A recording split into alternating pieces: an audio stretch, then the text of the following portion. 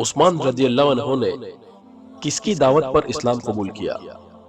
اے زید رضی اللہ عنہ، be above بکر رضی اللہ عنہ، سی علی رضی اللہ عنہ، ڈی ان میں سے کوئی نہیں۔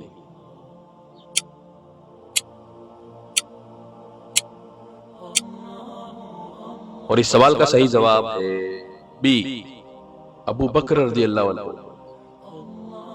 ابو بکر رضی اللہ عنہ نے جب اسلام قبول کر لیا تو انہوں نے رسول اللہ صلی اللہ علیہ وسلم کی طرف سے لوگوں کو دین کی دعوت دینا بھی شروع فرما دیا، اور ان کی دعوت پر عثمان بن عفان، زبیر بن عوام، عبد الرحمن بن عوف، سعد بن ابی وقاص، طلحہ بن عبید اللہ رضی اللہ عنہما نے دین کی دعوت کو قبول کیا۔